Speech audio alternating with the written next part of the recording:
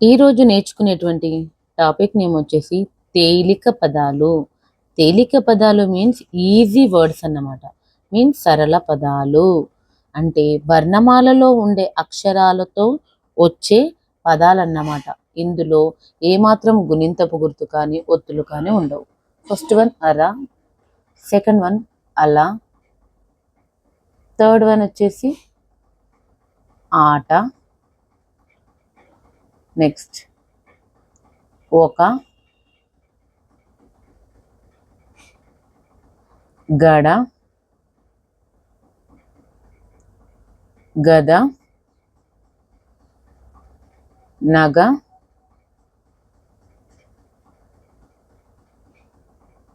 వడ, మర,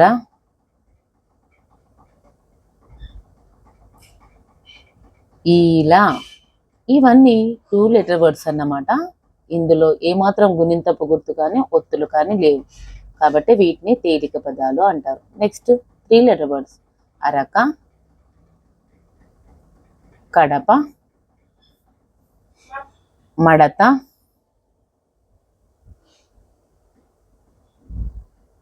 నడక,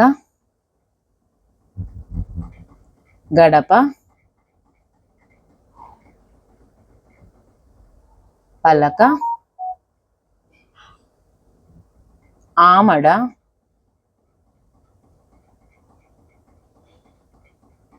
తనయ,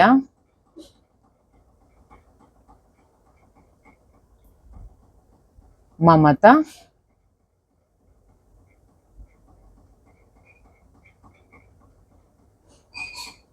కమల. ఇవన్నీ 3 లెటర్ వర్డ్స్ అన్నమాట.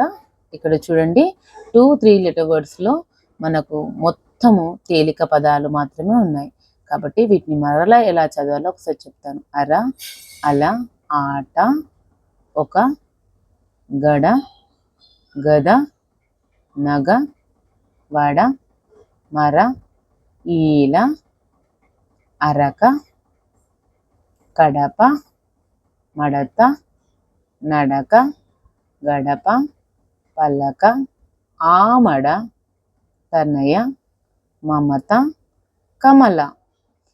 ఓకేనా చిల్డ్రన్, ప్రాక్టీస్ రీడింగ్. ముఖ్యంగా తెలుగులో చాలా మంది పిల్లలు చేసే తప్పు ఏంటిదంటే ప లెటర్ వా లెటర్ డిఫరెన్స్. ఇప్పుడు చూడండి పా రాసాను, దీన్ని టచ్ చేస్తే ఏమవుతుంది మనకి వా అవుతుంది. మరి ఈ వా లెటర్కి మనము కొమ్ము యాడ్ చేస్తామనుకోండి ఏమవుతుంది, మా అవుతుంది. అలాగే ఈ మా లెటర్కి ఇంకొక కొమ్ము యాడ్ చేస్తే ఏమవుతుంది, ము.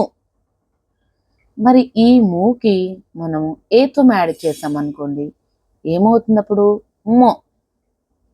చూసారా ఒక్క లెటర్ని ఎన్ని డిఫరెన్స్గా మనం రాయొచ్చో.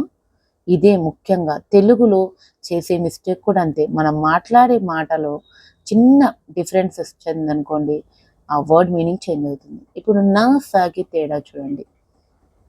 తలకట్టు టచ్ చేస్తే నా, ఒకవేళ టచ్ చేయకపోతే సా అవుతుంది. దీన్ని చూడండి ఒకసారి, ఇలా టచ్ చేసిన దానికి కొమ్మిస్తే ఇదేమైంది ను. ఓకే చూసారా, నా స ను అంటే చిన్న చేంజెస్ వల్ల దాని రూపం మారిపోయింది, ప్రొనౌన్సియేషన్ కూడా చేంజ్ అవుతుంది అన్నమాట. ఓకే పాకి, వాకి, మాకి ఇవన్నిటికీ చిన్న సున్నాలు ఉంటాయి. కానీ పిల్లలందరూ చేసే మిస్టేక్ ఏంటంటే పెద్ద పెద్ద లెటర్స్ లాగా రాస్తారు, అలాగే సున్నాలు పెద్దగా పెడతారు. పెట్టకూడదు, చిన్న సున్నా పెట్టి వాటి మీదనే తలకట్టులు రావాలన్నమాట. ముఖ్యంగా మా అండ్ యా చూడండి పిల్లలు, మా చిన్న సున్నా పెట్టి దాని తలకట్టు పైన రావాలి, యా పెద్ద సున్నా పెట్టి రైట్ సైడ్ తలకట్టు రావాలి. ఓకే ఈ డిఫరెన్స్ కనుక మీకు తెలిస్తే తెలుగు పర్ఫెక్ట్గా నేర్చుకోగలుగుతారు.